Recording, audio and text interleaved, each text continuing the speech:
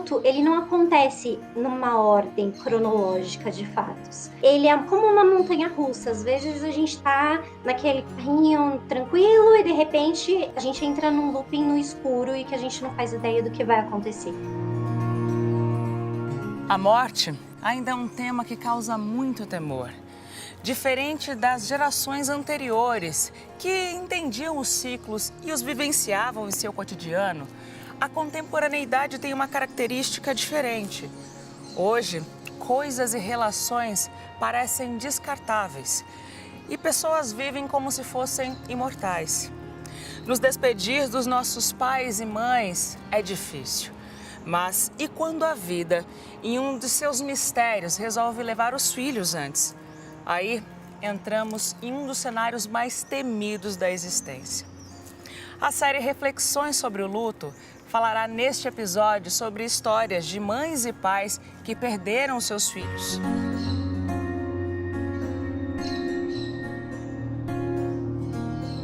Bom, eu sou o Rudy, sou o marido da Cláudia, pai do Arthur e do Felipe e da Ana Laura também.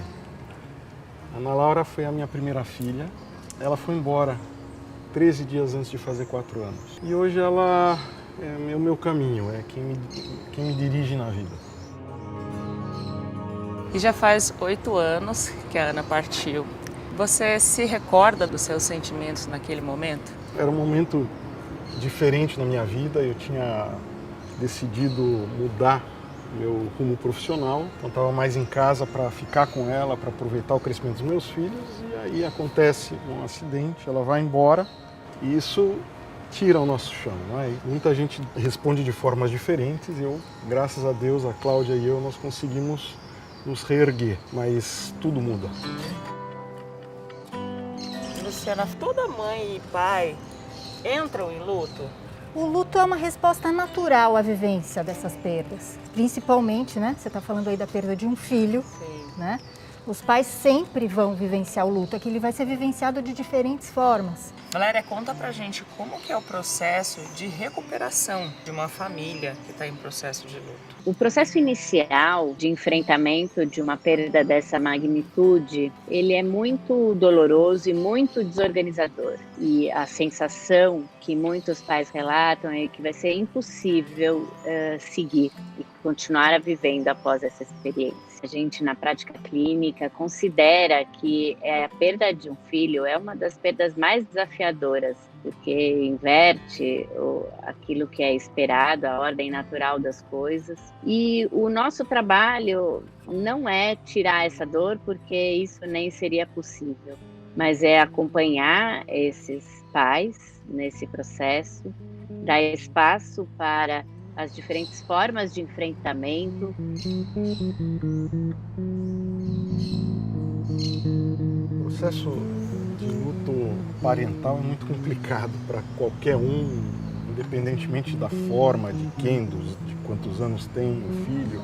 Cada um tem o seu caminho. Então a Cláudia teve o caminho dela, milhões de pessoas têm caminhos diferentes. O meu caminho foi, primeiro, fazer coisas em memória dela e, segundo, eu escrevi um livro sobre ela também, que fez parte importante na minha forma de lidar com esse assunto, né? Luciana, fala pra gente sobre os ritos de passagem. Os ritos são muito importantes. Geralmente são feitos em comunidade. Então é um momento em que o enlutado vai poder expressar a sua dor e receber o suporte social das pessoas que se importam, que gostam dele. Uma outra coisa muito importante é que o rito, ele marca a perda, né? Ele concretiza que aquilo aconteceu. Isso vai nos ajudar a aceitar essa realidade. Outra coisa muito importante também é que o ritual, ele permite que o enlutado homenageie aquela pessoa que se foi. Muitas pessoas não sabem como lidar com um pai enlutado, não é? Muitas coisas que eu recebia, eu não recebia bem. Muita gente já fala, é o que Deus queria, Deus só dá coisas para quem consegue. A gente não quer escutar esse tipo de coisa.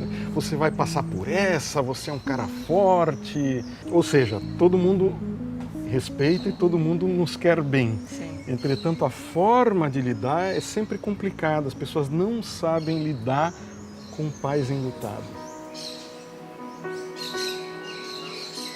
Então, quem vai servir de guia é o próprio enlutado, desde que eu esteja disponível para ouvir esses sinais. Porque às vezes a pessoa ela quer ajuda para não pensar, e aí a gente vai tentar ajudar nisso. Às vezes ela quer ajuda para falar sobre o filho que perdeu, quer ouvir o nome, quer ouvir contar histórias. Então, nesse sentido, se eu evito falar, eu não estou ajudando. Eu tenho a sensação que a nossa sociedade tende a categorizar processos, estruturar processos, e o processo de luto não fica fora disso, né? Então essas famílias, elas acabam tendo, assim, algumas solicitações externas de você já precisa estar melhor, ou você não está chorando o suficiente, ou esquece isso, daqui a pouco isso passa, não fica pensando muito que piora. E aí o que eu teria para dizer para essas famílias? Que às vezes a gente tem uma tendência externa de organizar esses processos, e que ele não é linear. Conforme o tempo vai passando, esses pais têm uma difícil tarefa, que é de tentar compreender o que aconteceu e encontrar um sentido para aquela experiência. E quando os pais encontram um sentido, eles começam a encontrar também um lugar de paz dentro de si mesmos. Agora, é muito importante salientar que esse sentido pode levar anos para ser construído. Alguns pais estão só sobrevivendo à dor, né? Mas muitas pessoas sim conseguem, né, ao longo do tempo, encontrar um sentido para continuar vivendo.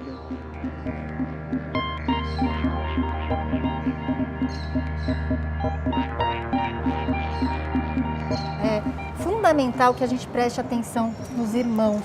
Geralmente, o luto desses irmãos não é reconhecido, considerado um luto secundário, porque os pais, obviamente, né, estão enlutados pela perda do seu filho, estão muito tomados, né, pelo seu próprio luto, e muitas vezes fica difícil olhar os irmãos enlutados. Rude, além da Ana, você também tem o Arthur. Naquele momento era só ele. Como que foi a sua relação com ele? Interessante isso, né? Um garotinho de 1 ano e meio na época era a nossa estrutura, era a nossa razão de viver. E como que vocês conversam com o Arthur sobre esse processo? Alguma coisa, claro, ele lembra da irmã dele e lembra da irmã dele porque tanta coisa aconteceu depois. Sim, que a gente não deixa esquecer. Mas também a gente também não faz disso uma coisa extremamente importante. Não, ele tem que viver a vida dele, hoje ele é o filho mais velho. Em relação aos filhos sobreviventes, a gente tanto tem casos de pais que se afastam do filho por se sentir incapaz de ter cuidado daquele filho que morreu, então eu também não me sinto capaz de cuidar desse filho que ficou, ou até por culpa, né, de como é que eu vou agora amar e continuar a viver com esse filho que está aqui, se eu perdi um filho. Ou algumas famílias, elas reagem de maneira oposta a essa, né? Com uma super proteção, com muito medo que algo aconteça com este outro filho.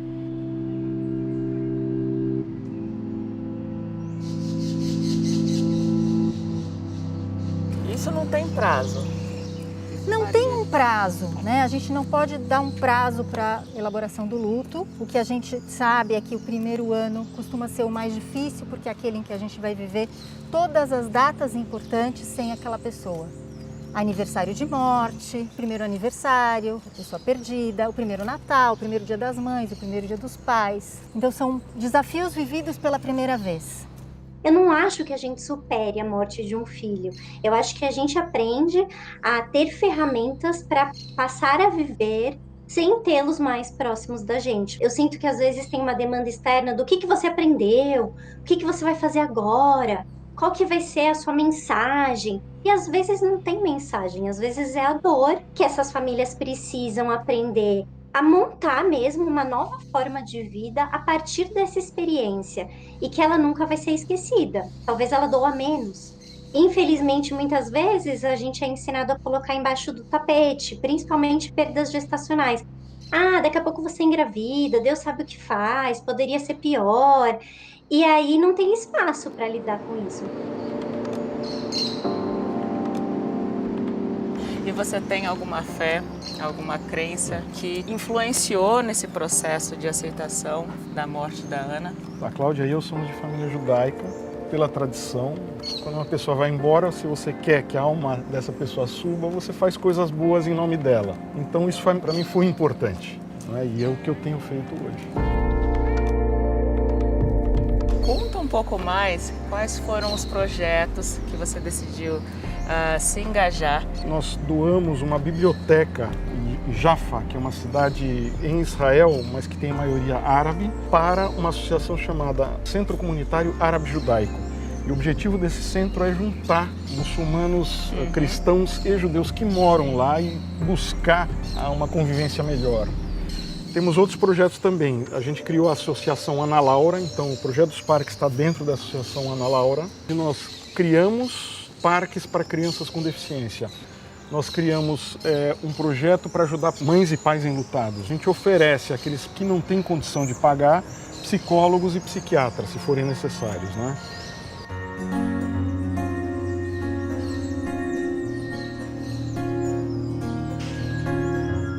Não sei se o luto ensina a viver, eu acho que o luto faz parte da vida. Todos passamos por isso em diversos momentos, de formas mais profundas, menos profundas, mas é claro que a gente pode tirar ensinamentos de experiências, mas eu acho que ele é muito mais um processo integrante da vida do que algo como um aprendizado.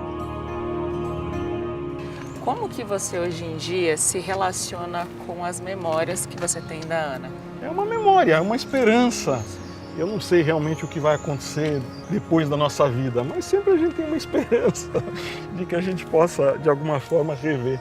E a relação é bastante tranquila, bastante saudável, de fazer coisas em homenagem a ela, né? Com uma saudade saudável dela.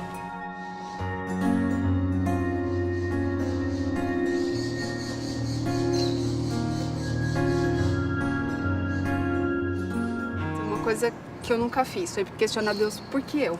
Deus me deu minha filha, a coisa mais maravilhosa, mais linda do mundo. Então a minha fé é que me acalma e que me tranquiliza e que me conforta e me prepara para tudo o que vier.